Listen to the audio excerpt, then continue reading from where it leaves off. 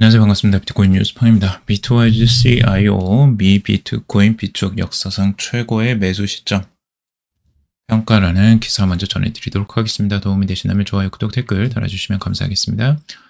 비트와이즈의 최고 투자 책임자인 매튜 호건이 이 비트코인이 마지막 존재 위협이 제거됐다 라고 말을 하고 있습니다. 현재가 이 위험 대비 수익 관점에서 역사상 가장 좋은 매수 시점이라고 강조를 하고 있는데요. 호건은 고객에게 이 보낸 메모에서 트럼프 대통령이 전략적 비트코인 비축을 위한 행정명령에 서명함으로써 이 정부 차원의 금지 가능성이 공식적으로 사라졌다라는 평가죠. 그는 2011년 비트코인이 처음 1달러 돌파할 당시를 이제 회상하면서 당시 비트코인은 제도적 신뢰가 없는 복권과 같은 자산이었다라고 설명을 하고 있습니다. 기술은 검증되지 않았고 거래소는 불안정했고 자금 세탁과 규제 우려도 컸다는 거죠. 그러나 이제 시대가 변하면서 많이 달라졌죠. 실제 코인베이스가 이제 설립이 되었고 피델리티도 이제 기관 커스터디 스탁 서비스들이 이제 도입이 되기 시작했고요. 그리고 현물 ETF 승인이 이제 작년에 나섰죠.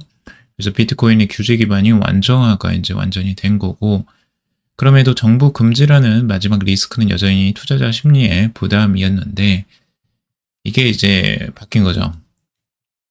1933년 미국 정부가 민간 금을 몰수했던 전례처럼 왜 비트코인의 성장도 막지 않겠느냐라는 질문이 따라다녔다는 겁니다. 하지만 이 우려는 최근 트럼프 전 대통령의 행정명령으로 해소가 됐다라고 강조를 하고 있죠.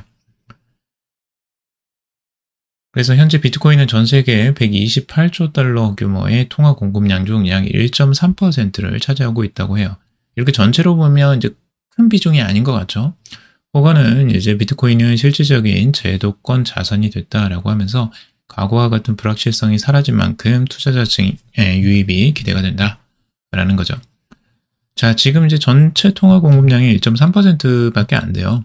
그러니까 앞으로 비트코인이 이제 성장세가 나왔을 때 실제 기관 투자들이 나오고 정부에서 뭐 비축을 추가적으로 하게 된다면 이 규모는 계속 빠르게 늘어갈 가능성이 높겠죠. 그래서 이런 부분을 이제 긍정적으로 해석을 하는 거고요.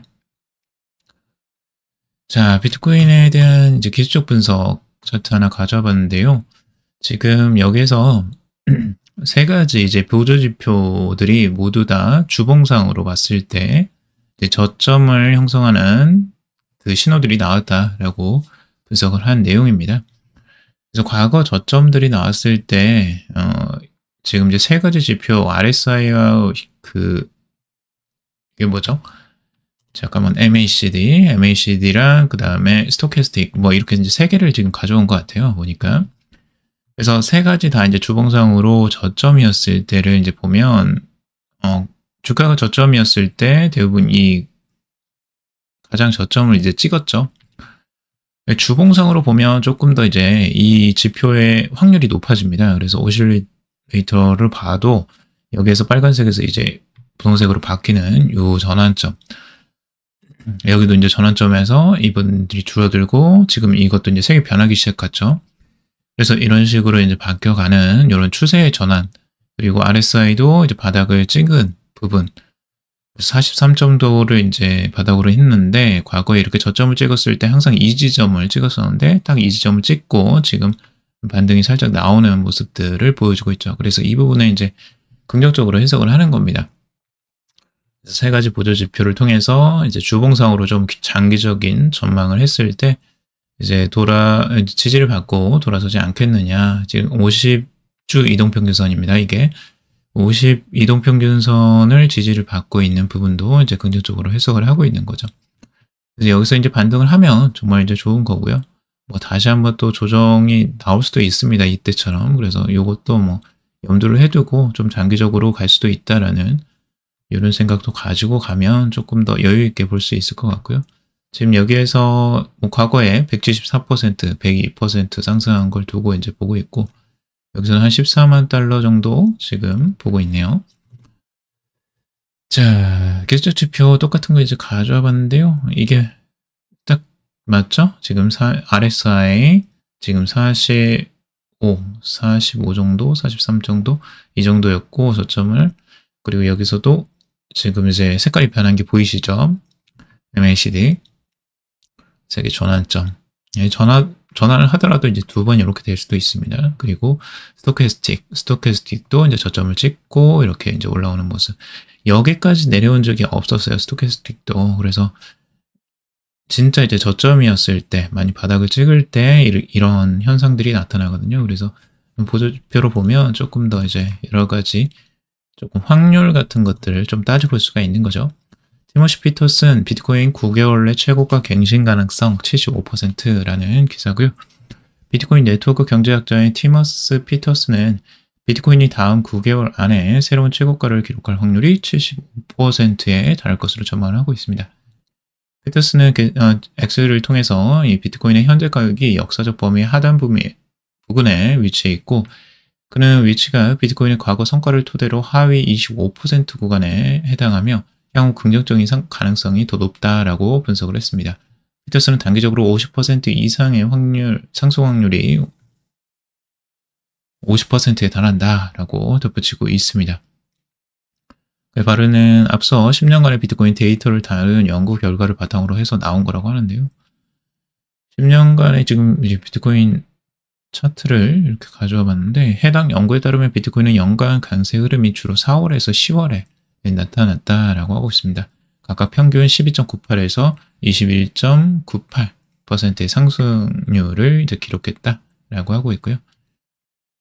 분석에 따르면 비트코인이 매수 비용 구간 아래로 하락할 경우 매도세가 확대될 수 있고 84,000에서 85,000달러는 중요한 유동성 구간으로 작용될 수 있다라고 보고 있습니다. 크레이지 블록은 이 온체인 매수 비용 구간은 시장 심리가 변화하는 결정적인 지점이다라고 하면서 투자자들은 해당 가격의 반응을 주시하고 추세의 강도와 전환 가능성을 평가해야 한다라고 말을 하고 있습니다. 자, 1조 달러 자산운용사 지금 비트코인 매수 적기 원가에 가깝다라는 기사고요. 미국 라스베가스에서 열린 익스체인지 컨퍼런스에서 1조 달러, 약 1,400조 원 이상의 자산을 운영하는 글로벌 연금 전문 운용사 T.로프라이스의 글로벌 기술 포트폴리오 매니저인 도미닉 리조는 비트코인이 지금 투자하기 좋은 시기다라고 말을 하고 있습니다. 블록체인 매체 코인디스크에 따르면 리조는 비트코인의 가격을 상품에 비유하면서 투자자가 비트코인에 투자하는 것에 대해서 어떻게 생각하는지에 대해서 설명을 하고 있습니다. 비트코인 자체는 평균 채굴 비용에 매우 가깝게 거래되고 있고, 따라서 전통적인 상품처럼 생각한다면 역사적으로 볼 때 비트코인이 채굴 원가에 가까울 때 투자하기가 가장 좋은 시기다라고 말을 하고 있습니다. 채굴 비용과 이제 비트코인 가격의 상관관계를 이야기하고 있는데, 채굴 비용이 거의 한계거든요. 그 비용 내려가면 채굴 안 하죠. 그래서 전통적인 이제 투자 상품에서 상품을 채굴하거나 추출하는 비용이 현물 가격에 가까워지면 상품 가격이 바닥을 찾았거나 이 하방이 제한적일 수 있다는 신호가 되는 경우가 많았다는 거죠. 이러한 이벤트가 발생하면 약세 심리가 가격에 반영될 수 있기 때문에 투자자들은 상품에 투자할 때 이를 주목한다라고 설명을 하고 있습니다. 그러니까 이 채굴로 이루어지는 비트코인이기 때문에 채굴의 이 원가도 중요합니다. 그래서 이 부분을 이야기하고 있고, 매크로 마이크로 블로그에 따르면 현재 비트코인 채굴 평균 가격은 약 84,770달러, 약 1억 2,400만 원에 해당한다고 합니다. 현물 가격은 87,000에 육박하고 있기 때문에 거의 이제 뭐 비슷한 수준인 거죠. 또한 리조는 블록체인과 디지털 결제를 핀테크와 인공지능의 필수적인 부분으로 보고 있고, 그는 세계가 점점 더 글로벌화가 되고 있고 현금에서 디지털 결제로 이제 이동을 하고 있는 거죠. 디지털 결제는 돈을 저렴하게 이동하고 역사적으로 소프트웨어 중심이 아니었던 분야에 소프트웨어 중심 접근 방식을 취하는 핵심이다 라고 말을 하고 있습니다. 이제 이게 무슨 얘기냐면, 결국 인공지능을 우리가 이제 앞으로 사용을 할 거고, 뭐 인공지능 비서다 뭐 이렇게 해서 사람을 대신해서 많은 거래들을 할 거거든요, 인공지능이. 자, 그렇다면 지금 인공지능이 이제 기존의 정통 통화를 이제 사용할 것이냐 하는 거죠. 대부분 이제 그렇게 생각을 하지 않고 AI는 암호화폐를 사용할 수밖에 없다라는 거죠. 이 디지털 화폐를. 전통화폐는 너무 이제 힘들어요. 은행을 통해야 되고 뭐 이 전송하기도 너무 복잡하고, 인공지능이 그걸 사용했다가는 진짜 머리가 아플 겁니다. 인공지능도.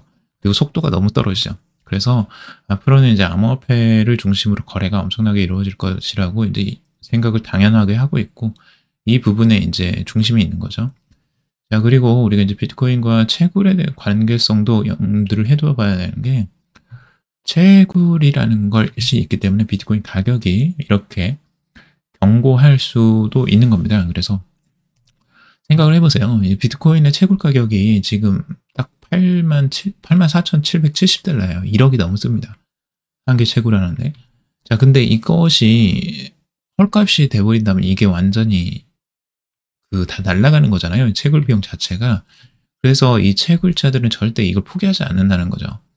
그래서 채굴자들이 어느 정도 이것들을 계속 가격 받침을 할 가능성이 가장 높고, 그들의 수고를 이제 여기에 녹아 들어가 있기 때문에 비트코인 가격이 이제 버팀목이 생긴 거죠. 그래서 이걸 함부로 매도하거나 이거를 그냥 아무 의미 없는 자산이다라고 할 수가 없는 거예요. 여기는 노동이 들어가 버렸거든요. 노동과 비용이 다 들어가 버려서 이것의 가치가 이제 거기에서도 기본적으로 받쳐주는 거죠. 비트코인이. 그래서 이런 부분들도 이제 우리가 생각을 해볼 필요가 있습니다. 자, 그리고 이제 트레이딩 샷은 이제 비트코인 가격 분석이고요. 지금 이게 포물선으로 하면서 이렇게 원을 그리면서 상승하는 이런 패턴들을 이제 얘기하고 있습니다. 과거에 이렇게 상승했다가 다시 내려왔다가 이렇게 S자를 그리면서 다시 올라가는 이런 형태, 이런 형태를 이제 피벗을 통해서 여기 상단선을 이제 저항선을 그리고 있는데, 이걸로 봤을 때 지금 가격이 지금 18만 달러? 18만 달러 정도를 보고 있네요. 이렇게 여기서 상승이 이어지는 이런 형태들. 그래서 이 형태가 이제 어디까지 이렇게 쭉 올라가느냐, 이걸 타고 쭉 올라가느냐, 이 형태들이 이제 나올 것 같은데, 여기서 이제 빨간색 부분이 나와야 될 이제 시기가 되지 않았나라고 이제 보는 것 같아요. 이 지점을 이제 지나면서. 그래서 재미난 이제 해석입니다. 이것도. 자, 그리고 비트코인 기술적 분석 똑같이 이제 이 불에 대한 건데요. 이렇게 삼각 수렴을 하고 여기를 저항을 뚫고 올라간다면 추가적으로 95,000달러까지 올라갔다가 저항 맞고 내려왔다가 다시 또 105,000달러 저항 맞다가 다시 또 내려오고 지그재그 하면서 11만 달러를 돌파하는 이런 시나리오를 그리고도 있습니다. 이건 이제 단기적으로 예전에 한번 이렇게 삼각 수렴을 하고 가격을 돌파하는 이런 흐름들을 이제 그대로 똑같이 따라갈 것이라고 예상을 하는 거고요. 비트코인 주식시장 조정에 흔들리는 올해 10% 하락 상관관계 위험 커져라는 기사고요. 최근에 이제 비트코인과 S&P 500 등 이 나스닥 뭐 주요 자산들과 독립적인 자산으로 이제 평가를 받다가 1월 이후 비트코인이 이제 주식시장 상관관계 수가 0.88까지 이제 치솟았다는 거죠. 그래서 이게 이제 위험한 거 아니냐, 너무 이제 주식시장과 따라가는 거 아니냐, 이런 부분을 이제 지적을 하고 있는 겁니다. 근데 이제 어찌 생각해보면 시장 전체가 이제 조정을 받았어요. 이게 이제 관세랑 이제 불확실성들이 이제 한꺼번에 터지면서 전체적인 자산 시장이 다 이제 떨어진 형태입니다. 그래서 이게 상관관계가 일시적으로 이렇게 조정이 같이 나왔을 때 나오는 건 상관관계가 비슷하게 갈 수밖에 없어요. 그거는. 그 시기도 되게 중요하거든요. 이런 상관관계 수를 측정하는 것. 그래서 그 시기를 여러분들도 한번 염두에 두시고 이런 것들을 보실 필요가 있고, 실제적으로 이제 자산이 상승했을 때에는 이게 막 차별적으로 막 올라가는 게 있고 떨어지는 게 있고 하면서 그때는 이제 상관관계가 좀 달라지는 거죠. 그래서 이런 부분들은 뭐 참고적으로 보시면 될 것 같고요. 그레이스케일 스마트 계약 플랫폼 이더리움의 경쟁자로 수혜 주목이라는 기사고요. 그레이스케일에서 이제 이더리움을 대체할 가능성이 있는 레이어 1 블록체인 중 이제 수위를 가장 유력한 경쟁자로 꼽았다고 해요. 그래서 수위는 추가 확장 레이어 없이도 최고 수준의 처리량과 낮은 거래 비용을 자랑한다라고 하고 있습니다. 이는 이더리움의 확장성을 위해 추가 레이어를 활용하는 것과는 대비되는 것으로 이야기를 하고 있습니다. 수위의 시장 점유율 아직 뭐 0.3%밖에 안 된다고 해요. 굉장히 낮은 수준이고 이더리움에 비해서는 정말 이제 낮은 수준이죠. 수위가 시장 선도자인 이더리움의 점유율을 서서히 가져갈 가능성이 높은 3세대 블록체인으로 자리 잡고 있다라고 그레이스케일은 평가를 하고 있네요. 수위의 희석평가 FDV는 259억 달러로 이더리움의 2,429억 달러와 비교해 상대적으로 낮고요. 그리고 1년 동안 수위의 코인마켓캡 기준 8억 3천만 달러의 총 예치 가치를 기록하면서 상당한 성과를 이뤘다라고 하고 있습니다. 여기서 이제 비교한 수치 중에 하나가 TVL 대비 시가총액 비율인데 이게 2.16이라고 나왔다고 해요.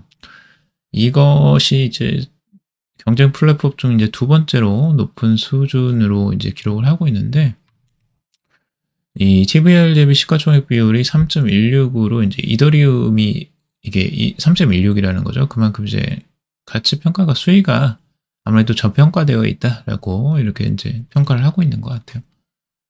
그래서 뭐 수위에 대한 간단한 이야기였고요. 그래서 여러분들 뭐 참고적으로만 보시길 바라고요. 오늘 여기까지 정리를 해봤습니다. 여러분들 도움이 되셨길 바라고 도움이 되셨다면 좋아요, 구독, 댓글 달아주시면 감사하겠습니다. 투자에 관련된 정보들 참고사항일 뿐이고 조언이 아니니 투자하실 때 여러분들 스스로 꼭 판단하시고 결정하시기 바랍니다. 들어주셔서 감사합니다.